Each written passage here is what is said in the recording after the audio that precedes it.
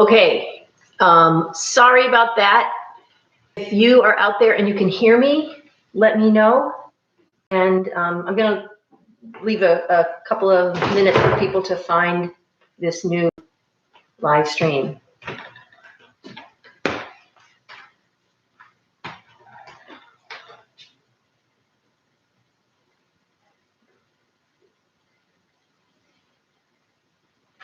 When I see something in the comments, then I will know that at least somebody has figured this one out.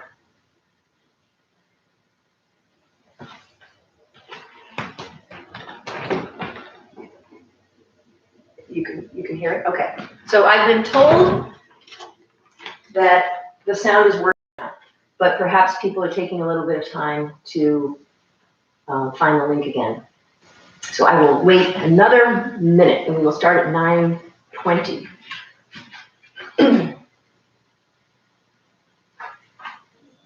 It's a brave new world we're living in. So I'm really sorry about that. I hope some people have been able to figure this one out. So if you're looking at this later in the day, again, you can just go for a little bit. But if you're curious about what happened, I was using a different laptop, and that one was having some issues, and so I tried my other laptop, and apparently that one is having issues of its own. So I'm back to this one. Hopefully this one will be fine. It was updating at random times, so I didn't want to be using it. At any rate, here we are, and we are going to start relaxing now, hopefully. So if you tuned in earlier today and you couldn't find this link again, I hope that you came back and found the recorded version of it and are able to enjoy one of my favorite forms of yoga, restorative yoga. So I am playing some music today. This is a nice relaxing rhythm, kind of like a heartbeat. And I'm going to take this moment to relax after that little frenetic technology glitch. So I was saying before, but no one could hear me, I'm Erin Reilly, and I'm here in my home yoga studio in Wellesley, Massachusetts. And my website is personalday.net if you wanted to explore more about what's going on here in Wellesley and in my studio rather. And it's a little confusing because I'm an architect also. My architecture and my yoga website are intermixed. So if you see architecture, that you're at the right place. So I've got a big pile of stuff over here. You do not need to have all this stuff. I am just showing things that somebody might have in their house that we can use today to support ourselves in the restorative yoga. So one thing that hopefully everybody has, because we're going to use one today, is a tennis ball. You can also use like a lacrosse ball, although it's much more intense, or any other kind of soft, squishy ball. So hopefully you have that. This is a soft, squishy bolster, the kind that I use in my studio. This is your typical yoga bolster, which is much firmer. These are just a couple of couch cushions. Here are some blankets. You want a blanket that's sort of firm. It's not going to squish up too much if you roll it up. And then I also have, if maybe somebody has like a floor cushion like this, you could grab that. Or like we were using the last few days, a bean bag. Or even, I'm going to grab, if you just have some regular old standard size throw pillows, that might be useful. A couple of yoga blocks. So anything you can have that you might be able to use to sort of prop yourself up. So grab that stuff, and we will, in the meanwhile, just do a little bit, especially again, if you're having some kids with a little more high energy, or if you're feeling a little high energy today, a little up in your head and a little frazzled with all the craziness going on, then a lot of times it's hard to just say, okay, I'm going to go relax now, and just go lie down and be still. So before we start, we're just going to move a little bit, and we're just going to be a little more free form than we have been on other mornings. So if you don't want to be free form and you know sun salutations, you can do some sun salutations, or moving in any way that you like to kind of loosen things up. So one thing I like to do is shaking, and hopefully the young people will have some fun with this and allow the adults to also have some fun with this. So you can just stand comfortably on 2 feet and just shake your hands out. Make sure you're moving your fingers at the same time, not just your wrists. And you can do your elbows and your shoulders. So it can be kind of like this. Oh, I'm making fun shadows. You can also lean over and let gravity kind of dangle your arms down, shaking things out. You can let your head relax down. Coming up. And then we were working yesterday on balance. If you want to go to a wall to do this, you can go to a wall, or you can just stand out in the middle of the room and shake out a leg. Let your ankle joint be floppy. And the other one. And then if you want a real challenge, you can try shaking your arms and your leg at the same time. And then finally, if your neck is a healthy one, you can try just shaking your head around. It's kind of fun. You can do anything you want. All right, so now I've made a complete fool of myself, but I don't care. Maybe your ponytail came out too. So your heart rate might have gone up a little bit. You might feel like you've gotten some of the energy out. And so now maybe we'll start being a little more calm on the floor. So one thing you can do if you don't have any of these props, I should have said at the beginning, if you don't have any props, do not worry. You can be just fine. So we're going to start with child's pose. So it's going to be some variation of child's pose. You can either just be in child's pose with no props. So I'm actually going to move this a little closer because now I'm going to be down on the floor, and it might benefit to have a more upright view of what I'm doing. A little more overhead. See how that goes. Okay. So you're going to be down in a child's pose, either with your knees together, forehead on the floor, or on something. If you have a block, if you have a pillow cushion, just make sure you don't smother yourself. And maybe prop it up high like this. And we're going to be here for a little while. So if you have any discomfort in your knees, you're going to take the pillow, lift way up, and notch the pillow in right at the back of your knees, right behind your knee joint, and sit down. And it just gives a little space in there. By the same token, if you have any issues with the tops of your feet, if it hurts to make your foot go out flat like that, you can take a cushion or a rolled up towel or a blanket or something and put it under your feet so that your toes can be at an angle like that, which might be more comfortable for you. And you can have it under your toes and under your knees. So, as I said before, one benefit of this being a recorded session is that I'm going to be talking a lot, and if these adaptations are not necessary for you, you can come back later and watch it and just like fast forward over things, or you know where we're going, you can just get into it and just start being still. So all kinds of different ways to be in the pose. If you're just doing regular child's pose, you can also do it with your knees apart, which is the way we're going to do it with the prop. So if you're not using the props, you can just be here, propping yourself up any way that you need to accommodate knee issues or feet issues, or you need to support yourself. If you have a bolster, you can use it in between your legs like this. And you'll just separate your knees, hold the bolster in close. You're not sitting up on top like this. You're resting your hips down on your heels and pulling the bolster in like this. And then you're going to just lay down across it and let your head rest facing one direction. Hands rest on the floor, and you're relaxing there. So that's using a bolster. If you don't have a bolster, but you do have some blankets and maybe a couple of cushions or something, you can just make a stack of something. Maybe you have a couple of blocks, and then you put a blanket on top of that, and then a cushion on top of that. So you can get creative with how you might prop yourself up. Well, this works pretty well. So find a way to be, either with something under your belly or just in the regular child's pose with no props, and settle in. So you'll be turning with your head to one side. Grab my bolster again. And so those of you who are practicing by yourself, you will probably have a nice sense of calm and quiet. If you're practicing and you're the mom or dad or some kind of caregiver with younger people who you think maybe aren't going to be able to stay still for very long, one, you might be surprised. I find, again, teaching at the middle school that, like for me, their favorite pose is Shavasana, the relaxation at the end. So a lot of times young people really crave being able to be still. And it's shocking to adults because we assume they always want to be moving. So see how it goes. If you do have one who wants to be up and moving, again, the beauty of being in your own home is that is totally fine. It might be a little less relaxing for you, but you can allow them to get up and move around, come back and join you when they want.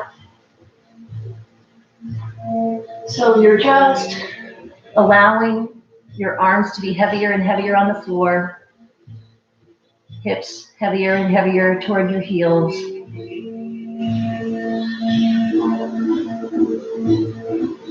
Hearing the rhythm of the music,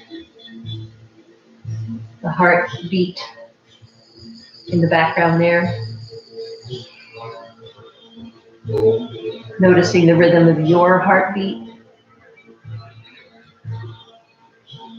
and the rhythm of your breath.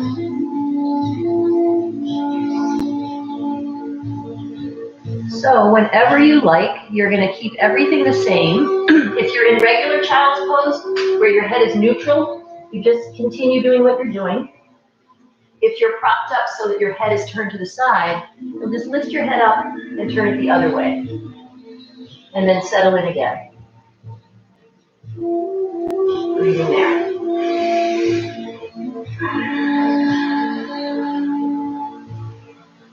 If something is pressing into your front, you're propping yourself up that way, let more air go into your back than normally. And whatever you're doing, whatever variation of pose you're doing, see how it feels if one of these breaths, you make it extra big and you hold it in your lungs for a moment before you let it out.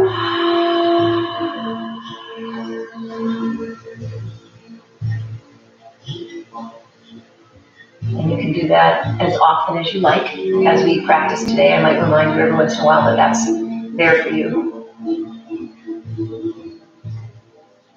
And remembering that with your breathing, the longer your exhalation is relative to your inhale, the more relaxing whatever you're doing is going to be. Because when you're sitting calmly somewhere, your breath is naturally slow, long exhalation. And so your brain associates that kind of breathing pattern with safety and calm. On the other hand, if you're feeling agitated, you'll notice a lot of times you get short of breath. And your brain definitely associates that with, panic. So even if your thoughts are sort of panicked, if you can control your breath to create a calm, safe breath, it'll send a message to the rest of your body. Ooh, we were wrong. Everything is okay. No matter what I'm thinking. So long, slow exhalation.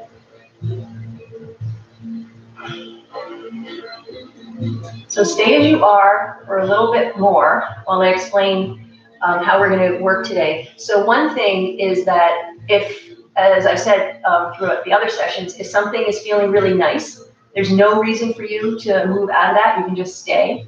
And also, if you want to come out sooner than I say to, by all means, do that. So if you're ready to come out now, then you will just move your hands back underneath your shoulders a little bit more. And one of these times when you're breathing in, coordinate your sitting up tall with that. Your ankles might be feeling a little bit and your knees. So let's move the cushion out of the way and come onto one side. So let's go onto your left hip. I'm going to show you from this angle. Give your ankles a little break. So again, if you have a bolster or something like that, you're going to take it, or your stack of cushions and whatnot, and you're going to put it right near about 1/3 of the way up your thigh. from your hip. Put one hand on either side of the bolster, and you can take a little twist. Take a nice breath into your lungs, and then you're going to lay down. If your neck feels fine, you look away from your knees. If that feels a little tweaky on your neck, you'll just turn and look toward your knees. So I'll show you how that looks from the side here. So the bolster is tucked in here, and you're laying across like that. If you don't have a bolster, then you can just keep your legs like this, turn your hands to the side. If this is enough of a stretch for you and you feel good here, stay here. If you want to come down onto your forearms, you can do that, let your head hang. Maybe you can come onto your forearms and rest your forehead. Ideally, you would have something underneath you. Hopefully you have some just like cushion that you can use and rest in there. So now you can make your angle of your knees anything you want. So hopefully there's no issues with knees and ankles in this twisted child's pose. Breathe in there.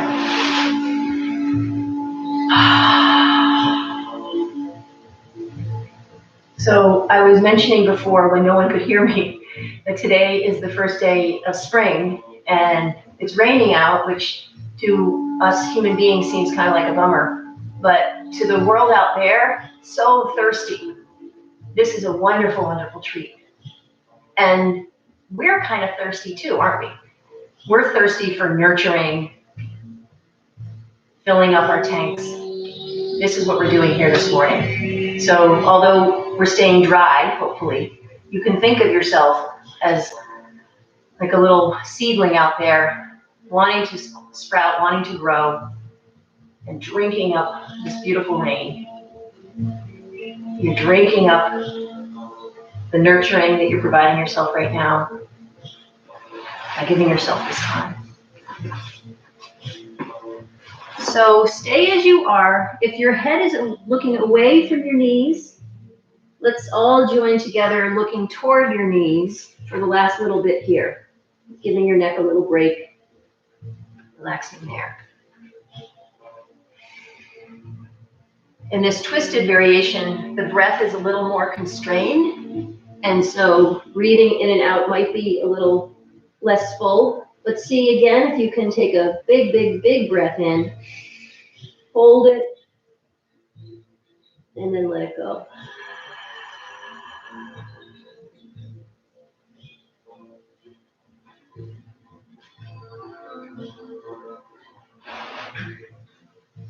When you are ready to come up, if you're not up already, you'll press your hands underneath your shoulders into the floor, rising up, and then come with your knees in the middle. Let's pause for just a second and just see if you feel different on one side than the other. And then you walk your legs across to be on your right hip, grabbing whatever's going to support you. If you're using the bolster, you'll again place it about a third up your thigh away from your hip. One hand on either side, twisting, allowing your spine to drape over the bolster and then looking away if that feels okay. Otherwise, looking toward your knees. And making any modifications with whatever prop you're going to be using. Show it from this angle this time. So your knees are resting on the floor. And you can have them at whatever hinging angle feels good for you. But once you do get all settled in, make sure that your legs are relaxing on the floor. Our leg muscles are so big and strong, they're usually the ones that let go last. So you might notice, if you pay attention, that you're kind of clenching your legs a little bit. And maybe one of these times when you're using that long exhalation that I was talking about, that relaxing breath, you can pay attention to your legs and see if you can send that message to them. Everything is safe. Everything is fine.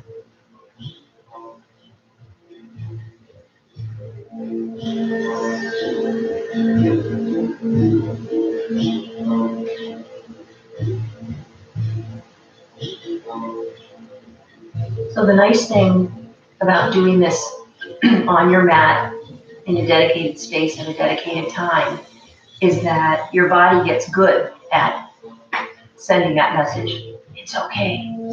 We're safe. We're good. And then when you're out in the world, in real time, in real life, doing stuff, being confronted by things, all that practice pays off. And when you start to feel tense, you can take that relaxing breath and it'll work. It'll actually send a message to your body that everything's okay.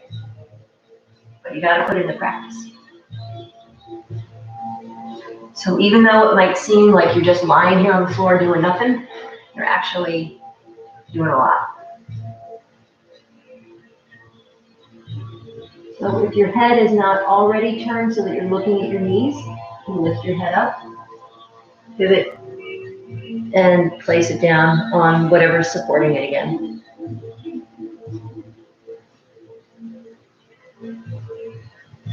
Check in with your breath.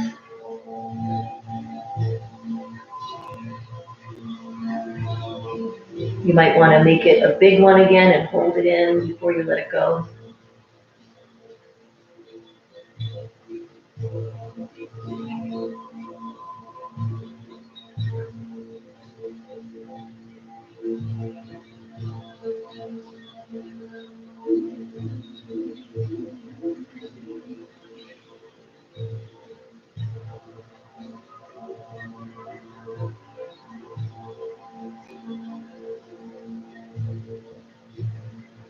So assess how your body is doing in this pose. Is there something still lingering, some tension that this pose will dissipate? If so, stay. If you're feeling a little agitated, like you want to move on, then one of these breaths, come to sitting, pressing up and moving the bolster out of the way. We're going to swing around, sitting down and straightening out your legs. Might feel nice right now. Move your ankles around. And just pause for a minute, however you like. Maybe sitting cross-legged if you want to bend your knees again, if you want to keep them kind of extended. And just see how you feel. So you can tuck away this knowledge again, that if you want to feel like this, those are the things you can do. Okay, so now before we get into more just lying restorative poses, we're going to use the tennis ball. So hopefully everyone has something that they can use sort of like this. We're going to take the ball and we're going to massage the gluteus muscles. So you'll lie on your back. Actually, stay sitting up for just a moment if you've never done this with me before, and watch what's going on, because once you're lying down, you won't be able to see. So if you've done this with me before, go too. You're going to lie on your back and take the tennis ball and put it under your right gluteus muscles, and then extend your right leg out long. So I have a lot of weight in my left foot right now, so I'm not putting a lot of tension on the ball. So it's not so intense, but as soon as I start to allow the weight to drop onto the ball and out of my foot, you'll start to feel something. That's when you go to your breath. So for some people, it's going to be super intense, and just make sure you don't grip your face and grip everything. Try to allow a long, slow exhale. That's one of the reasons we were practicing before to happen. The other thing you can do is just put more weight back into your other foot, into the foot that's not, that's on the floor. So you can kind of move around on the ball and just give yourself a little massage like that. Or every once in a while, you can drop the weight down onto the ball and give yourself like a little shiatsu massage. Now, again, if you're working with small kids, they might not be getting this exactly, but they can give it a try. They probably don't have any tension, so they might not be understanding why someone might feel a big grip here. So just letting things settle in. If you want a little more, I'm going to show you this angle now. If you want a little more weight on the ball, then you can take the knee that's sticking up and move it over across your body. And then that'll give even more weight onto the ball. So moving into different spots. Keep moving. across the ball. You can try moving the ball up closer to your low back. You can roll onto your side a little bit more, getting into the gluteus medius muscles. Those are the most sort of tender for me. And I should have mentioned before, stay on your back if you're doing okay. If you have come off the ball because it's just way too intense for you, you can also do this at the wall. So you can put the ball against the wall, and if you're standing up pretty tall, it'll be quite benign. And the further away you move your feet, the more weight, but you have a little more control than just lying on your back. So that's another option for people to get into the glutes. So you can stay on that side as long as you want. When you're ready to switch sides though, I would like you to just take the ball out and then extend both legs long and notice the difference between one side and the other. And then you'll see what you've just done. Okay, so now we'll take the ball and put it under your left gluteus muscles. Extend your left leg out long, and then use the weight in the right foot to be the intensity meter. So the more weight in your right foot, the less intense it's going to be on the ball. If you want to amp up the intensity, you unweight the right foot, maybe move your knee across and settle in, exhaling slowly. So I mentioned before that if you are practicing on your mat doing things, then it's practice for when you're out in the real world. And you might say, well, why would I ever need to, be relaxed in my gluteus muscles when I'm out in the real world? That's not the point. The point is that when you rest your weight down onto the ball and you hit a spot that just makes you go like, oh, then if you stay with it, so you're super uncomfortable, right? If it's pain, of course, you stop, come off. But if it's just intensity, then you notice that if you do take that breath, big in, long, slow out, that intensity, most of the time anyway, will dissipate. And if you do that breath a couple more times, you might find that spot that was so uncomfortable becomes okay. That's the lesson that you take off the mat out into the world. That there might be a position that you're in, and I don't mean a yoga position, but like a social out of that situation. But if it's just that you're uncomfortable and it's kind of intense, maybe you take that breath, let it go, and it might be a little bit better. You're convincing your brain that things are okay and things are safe with the long, slow exhale. So hopefully you've been exploring a little bit, finding different spots where you can practice that, move from out of your comfort zone to in it. Fine-tuning with the weight into your right foot or not. And when you're done exploring there, you'll again come off the ball and extend your legs out long. Hopefully you feel even now. So I'm not going to do it today, but I'll just show you, or we're not going to take the time, but I'll show you in case you're somebody that carries a lot of tension in your upper back. You can also do this with your back, either at the wall or on the floor, by take the ball in one hand, reach across your body, and place it between your shoulder blade and your spine. So not on your spine, not under your spine. And then you can lift your hips up and kind of roll around and find the tense places there. And then you can either keep your hips high if you want a lot of weight, or rest your hips low and just relax over the ball. So that's another thing you can do with the tennis ball that's great. And the way you would do it at the wall, of course, is you just put the ball against the wall and you roll around. The hard thing there is the ball tends to want to fall down to the floor. So in some cases, it might be easier to do that one on the floor. Okay, so as always, we want to just kind of check in and see what the effect was of that pose for you. Breathing in and out. So now that we've loosened up those gluteus muscles and the gluteus medius muscles, getting into those outer hip rotators a little bit too, let's spend a little time in pigeon pose. So again, I'm going to give you some options.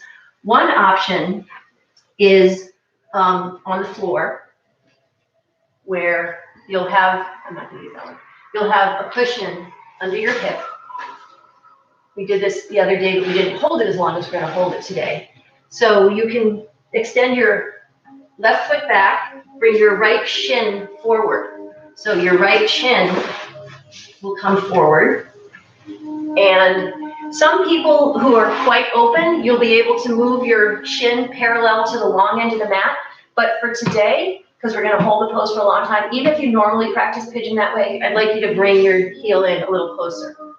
So you're going to have your hips even to the floor, and then you'll take a cushion or a block or something. And again, even if you are very comfortable in pigeon, typically, I'd still like you, if you have a cushion, to prop yourself up somewhat under your right hip. Some people are going to benefit from having something much higher. So if you do have your yoga bolster, you can prop yourself up like that. Okay. So the whole point of that is there's a tendency to fall over onto your hip when you're doing that. So you're propped up in some way, and you're going to lift your chest tall, fill up with air. One of these times when you're exhaling, start your descent. So I want you noticing as you lower yourself down where a good place for you to stop is. So some people, when they're quite a bit high above the floor, are going to start to feel a lot of intensity, and you want to grab something to support your forehead on that's higher up off the floor. If you're comfortable going closer to the floor, maybe a block or your hands or stacked palms support your forehead, or maybe your forehead's just resting on the floor and you can spread your arms into wherever you'd like them to be comfortably. So comfortably is you're going to stay down. I'm getting up just to talk. So comfortably is the key here, because again, we're going to stay for a little bit. That's one option. If you're not comfortable there, then you can come onto your back. And I'm going to show you how to do this away from the wall, but then I'm also going to show you how to do it at the wall. So number 4 hip opener is your head is resting on the floor. Let's say the left knee is up and the right ankle comes across. You put your right ankle, flexing it, reaching through between the triangle you made, holding on behind your left thigh. So those of you who are in pigeon on the floor relaxing, I'm sorry if all of this explanation is distracting you, but again, you can just practice being focused on your breath and relaxing into the pigeon. So if you're here, then you're using your arms to bring things in closer, like that, and you're relaxing there. If you have a wall nearby, you can do it against the wall. I will show you at the side angle, not a wall, but this bookshelf. What you would do is you come to the wall, have your hips a little bit away from the wall, especially if you're doing this because you're a little on the tight side, and your left foot will rest on the wall, and your right ankle will come across like this. And instead of having to use your arms to hold under your thigh, the wall is doing that job. And then you just move into a place where you're feeling a good stretch in your right hip. And then your arms can be up over your head, like in an I surrender position. If that's not comfortable and your hands are kind of hanging up in the air, then you can just have your arms down by your side with the palms up. So a lot of options here. And I know the people who are on the floor have been there for quite some time. So you might want to rise up now. Your shoulders, breathing up. Those of you who are on your back, stay on your back just as you were. The people on their fronts are going to do a 3-legged dog. So you'll tuck your back toes and let your right leg, the one that was bent up in front, just let it dangle around up in space. Kind of like we did at the beginning of class. You can shake things out and then let it come down. So again, the people on your back can stay on your back. The others will bring your left shin to the front now and set yourself up. So if you're a little tighter on this side, you might need a little higher propping under your left hip. If you're more comfortable on this side, you might use a lower prop. And use an inhale to open your chest, open your front, and exhale to lower down to the place where you can feel comfortable. So those of you doing the classic pigeon pose are set up now. Those of you on your back at the wall or out in the middle of the room will undo, place both feet in a symmetrical position. If you're at the wall, they can rest on the wall. If you're out in the middle of the room, you can just shake them out. And then with your right foot on the wall or just bent, your left ankle comes up and across. You're either holding on behind your right thigh or letting your right foot rest on the wall. Being here. Feeling the stretch in your left hip now.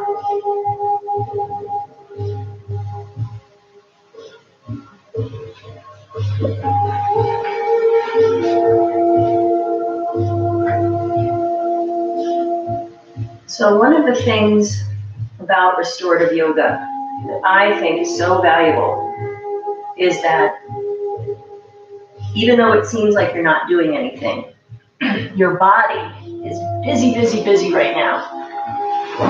So the analogy that I always have used before is it's like a snow day where, you know, everything is canceled and all kinds of responsibilities have been taken off your plate.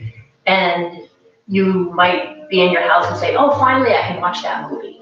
Or finally I can, you know, do that project. And your body is kind of the same way. We're doing, we're thinking, we're making demands all the time. And your body prioritizes those things. It says like, okay, we gotta do that, we gotta do that, we gotta do that. When you are here in this pigeon pose, just lying, calmly breathing, we'll be coming out of it soon.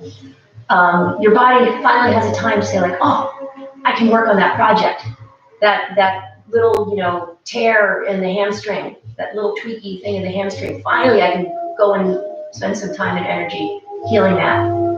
Or, oh, finally we can build up some immunity in the immune system, work on building up some blood cells.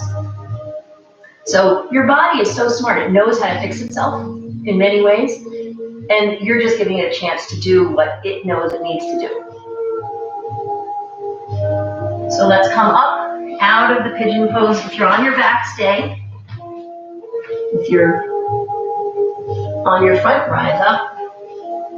So obviously, this is like this canceling of everything, the social distancing and whatnot, is like a giant snow day. And maybe that's why you're doing yoga with me today, is because finally you have a chance to do that.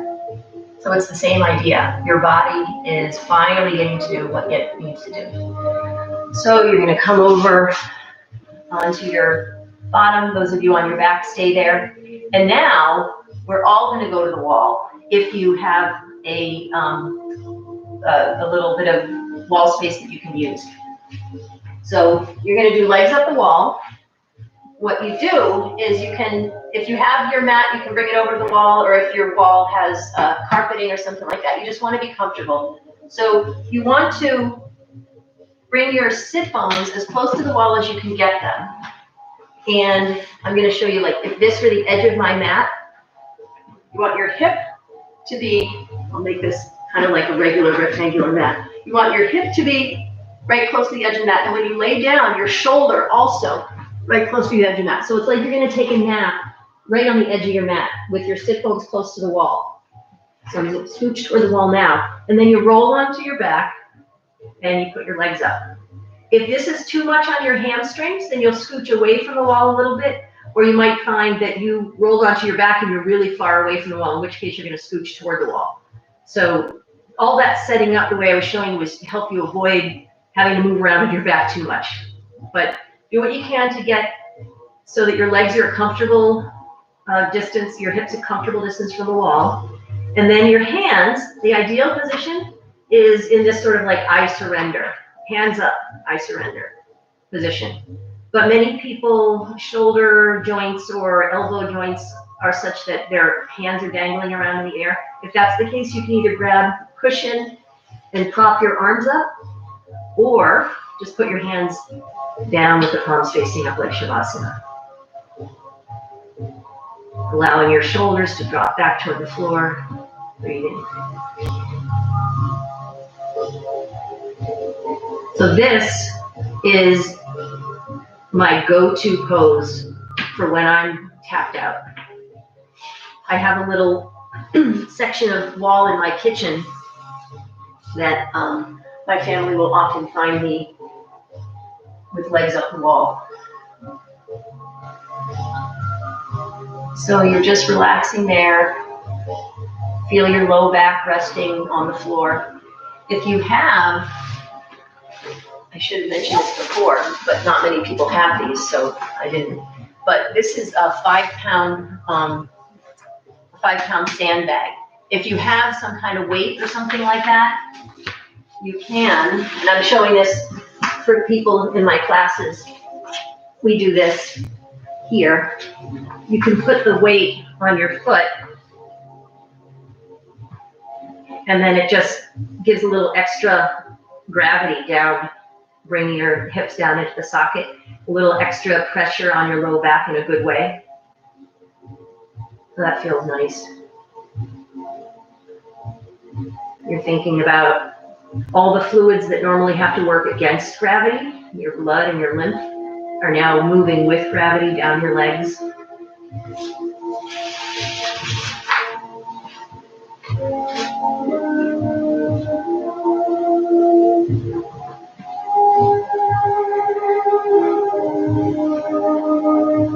So I know that I have an advantage because I'm not working in an office. I work here in my home, doing my architecture and my yoga. But so that when I feel tired and fatigued, rather than going and getting an espresso or a coffee or something, I do legs up the wall. Luckily, it's getting more okay in our culture to be doing yoga poses and self-restoration kind of things out in public. But legs up the wall might be a little tough in a dress skirt.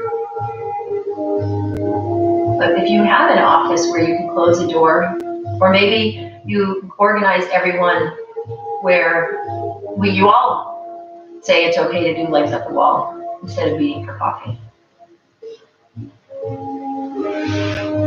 So a couple more breaths. As always, if you want to stay right where you are, please do. If you are ready to try something else, then you're going to just let your heels come down the wall and you roll to your side. Either way, use your arm as a pillow, just like we do at the end of class. Resting your head. Get in touch with your breathing rhythm. And when you're breathing in, sometime come up to sitting. You don't want to get dizzy, so make sure you're breathing in as you rise up. Okay, so once again, you can assess, see how you feel, see what that did for you. And the next thing we're going to do is we're going to do a passive front body opener. So if you have a couple of couch cushions or a firm yoga bolster, then you're going to use that.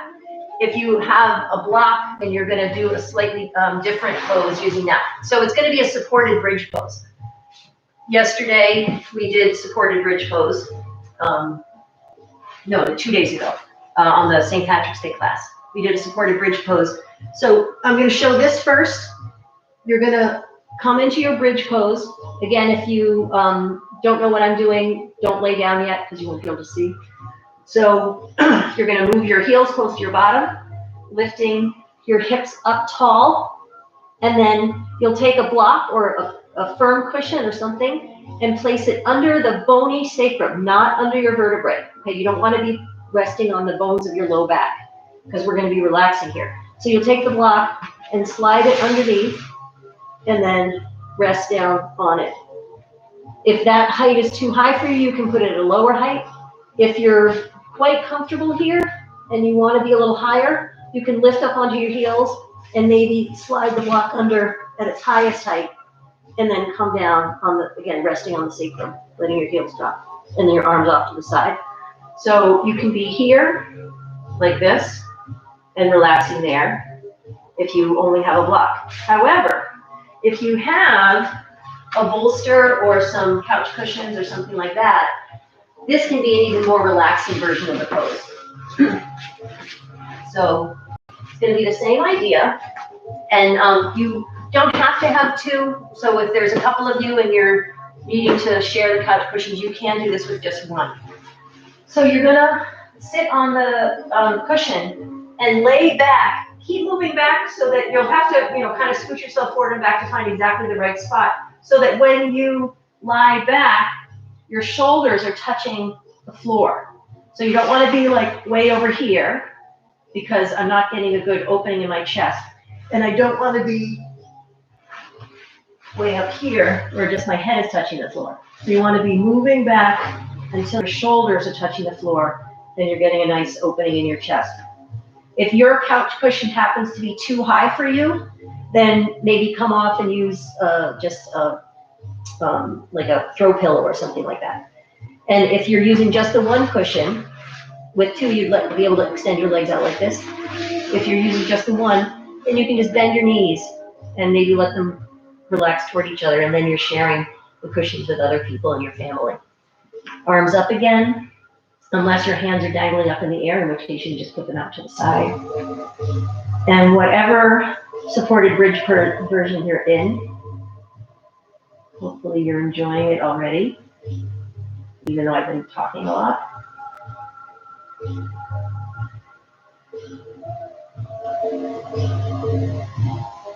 Breathing into your open chest, taking advantage of lifting without having to use your back muscles. Be relaxed now. So once again, you're noticing the effect this is having on you. The forward folding restorative poses, the child pose and things like that, the pigeon when you're on the floor, those can be very calming because you're folding inward, kind of like a turtle going into its shell. These poses where you're on your back, for many people, are very relaxing. But for some people, being open and upright like this can feel very vulnerable. So if you're feeling a little anxious about being open like this, either you're coming out, or you can try covering yourself with either a thin sheet like we use for the final relaxation, or maybe even a thicker, heavier blanket. Might just make you feel a little bit better. So you can play around with that, being there.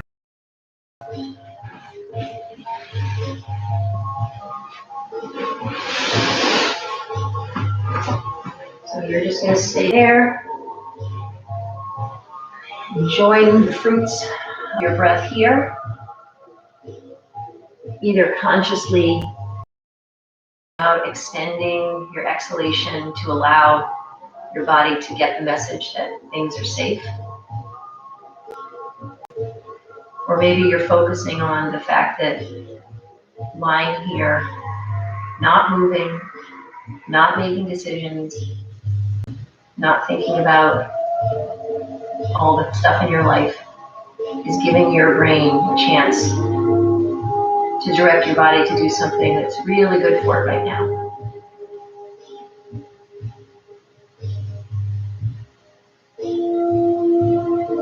And if you are someone, like many people, for whom when your body is still, your brain immediately, the immediate response is it goes into overdrive, and if that's happening for you, then this again is just your chance to practice bringing it into a place where you can be dealing with what's actually happening right now and not worrying about the past or wondering about the future. Just getting curious about right now. How does the next breath do something in your body that's good?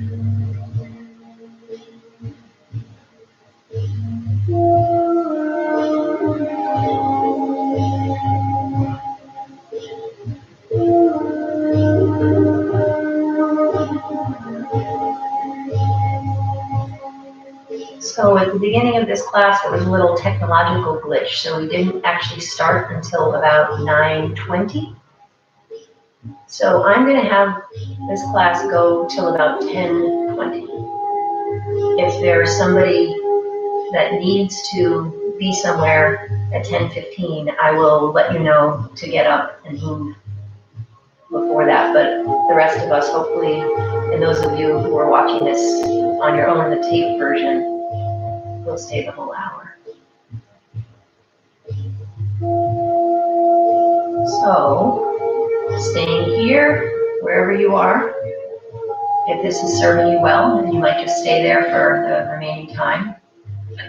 All of these poses, except for the ones that are asymmetrical in your neck, you can hold for half an hour if you have the time.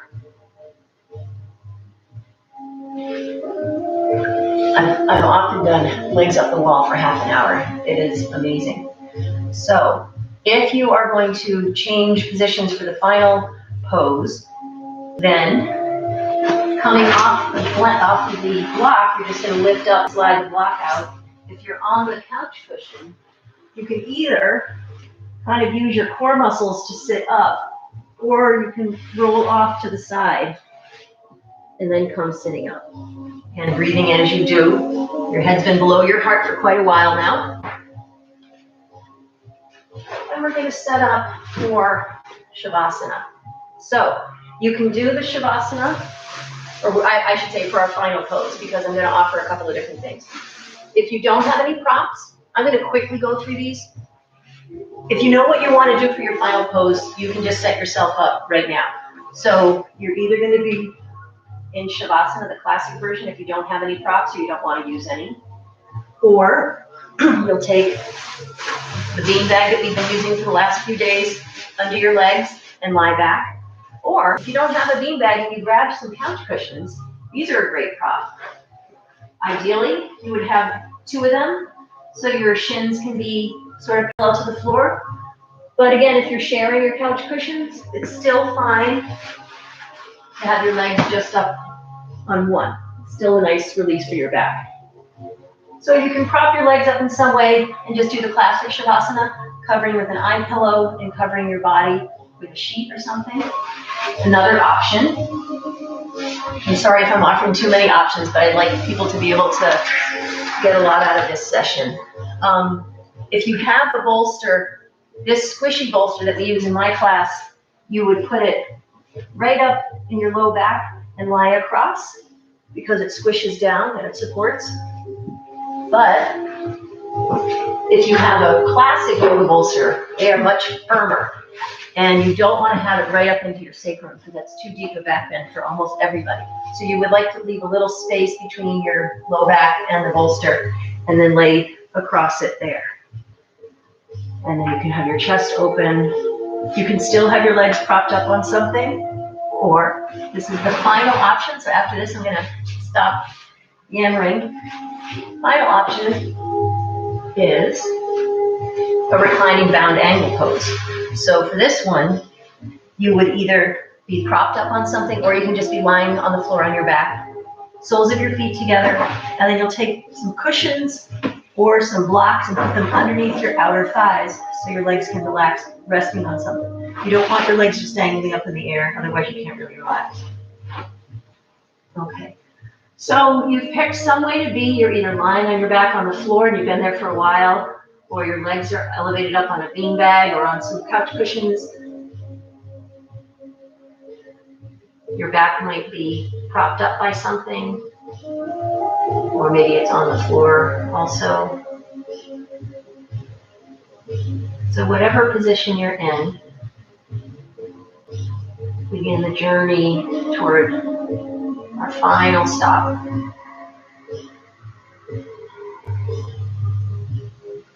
So hopefully over the course of our time together this morning, you've gotten the hang of the idea of the long, slow exhalation. It's one tool you can put in your toolkit. The other is really filling up your lungs, holding it for a moment, letting it out with a sigh.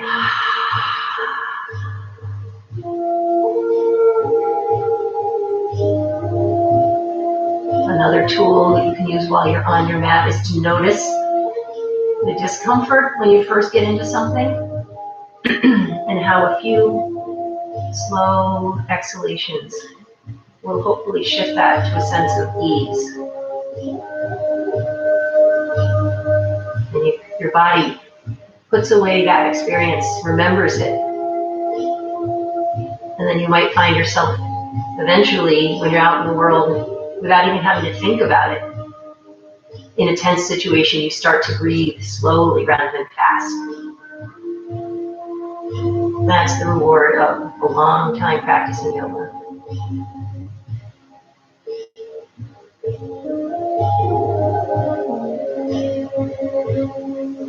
So those of you who have something at 10:15, it is now 10:15 on the live stream, and you'll just start to rise up and spend a few moments sitting quietly before you go on with your day. The rest of us will stay in whatever position you're in for another 5 minutes.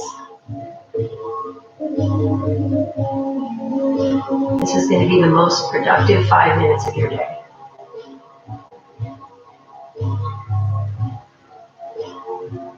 Your body is having its snow day.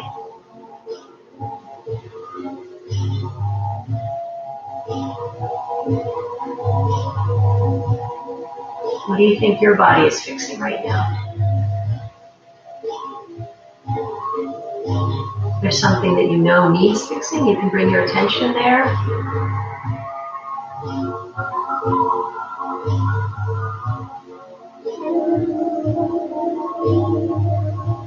And the last thing I'll say before I let you just rest in the quiet is that, again, if your mind begins to race as soon as it doesn't have something obvious to be working on, then just give it something obvious to work on.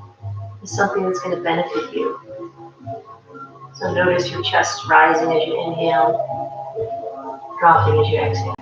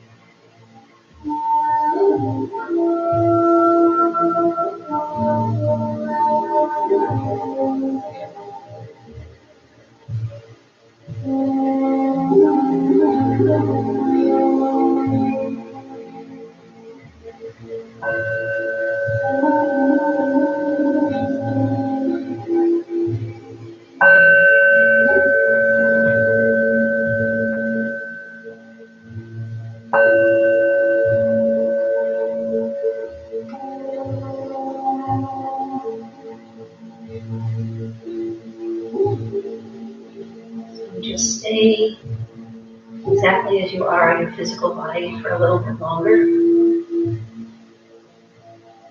Start to shift in your thoughts toward the idea of moving.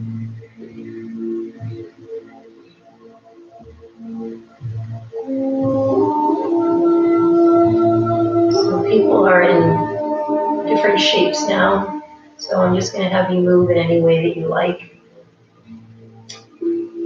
Find a way for you to eventually roll to your side. And you're going to stay there a little bit longer than you normally might, because you were in the final pose a little bit longer.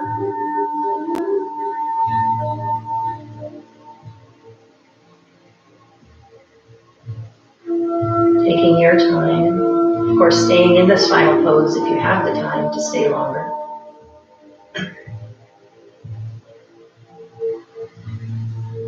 And when you eventually do get to your side, noticing when you're breathing in, when you're breathing out, and use the appropriate inhale for you to come up. Maybe you take a few breaths to come up. Again, you don't want to get lightheaded as you come to vertical. And join me in sitting if you're coming up now. A few breaths of quiet, practicing again, keeping the mind calm.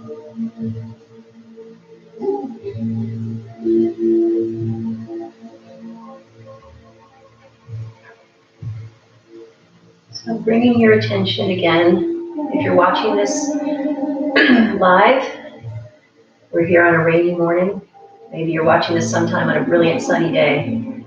But you can channel that idea, the first day of spring, the rain coming down, watering the seedlings,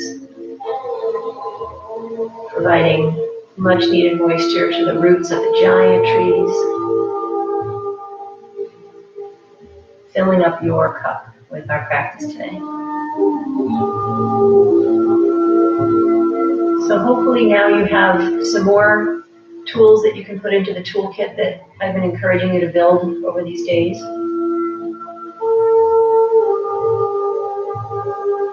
Thank you for practicing with me this morning. Namaste.